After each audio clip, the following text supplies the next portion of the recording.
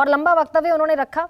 अभी बृजमोहन जी कह रहे हैं कि गलत जानकारी उनको दी गई थी 70,000 करोड़ की। ऐसे में प्रधानमंत्री का संबोधन, उससे निकलती हुई तमाम बातें, एनडीए वर्सेस इंडिया का एक तरीके से शंखनाद, युद्धनाद, क्या संसद के पटल को पिछले 3 दिन में इसी के लिए इस्तेमाल किया गया? क्या जो टोन एंड टेनर महत्वपूर्ण वक्ताओं का मैंने देखा पिछले 3 दिनों में, वो इस तरफ इशारा करता है कि इस मंच का इस्तेमाल इसलिए किया गया कि वो एक सशक्त गठबंधन है, उनके पास एक सशक्त नेता है और उनके नेतृत्व में वो 2024 का चुनाव लड़ेंगे और वो जीतेंगे। ये संदेश यहां से देने की कोशिश हुई। क्या ये माध्यम था, नहीं था, इस पे एक डिबेट हो सकता है कि ये माध्यम हो सकता है, यहां से पूरा देश सुनता है।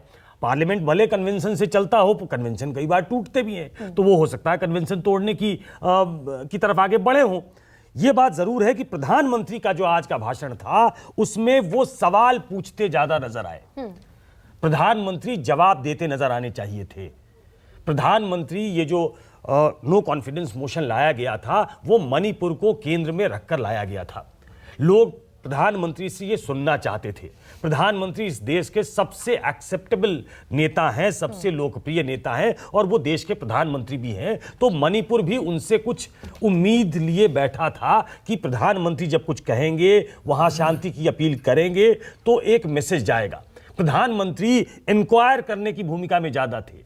He was asking a lot from the opposition कि आपने क्या किया, कांग्रेस ने क्या किया। उन्होंने पूरा गिनवाया कि कांग्रेस ने नॉर्थ ईस्ट के साथ क्या किया था, हमने क्या किया, मैं खुद कितनी बार गया हूं, 50 बार गया हूं, हमारे मंत्रिमंडल के सहयोगी कितनी बार गए हैं, बात के क्रम में। नहीं तो ज्यादा टाइम वो विपक्ष को रिडिक्यूल करने में रहे। तो उससे मुझे लगता है कि प्रधानमंत्री ने इस मंच का इस्तेमाल सिर्फ इसलिए किया क्योंकि वो इंडिया को, जो इंडिया गठबंधन है, उस पे एक एज बना सके इस पार्लियामेंट में। उन्होंने कहा, अगर आपने ध्यान दिया हो गरिमा, एनडीए भी यहां से चुराया है, ये सब कुछ चुरा लेते हैं और बाकी बचा आई।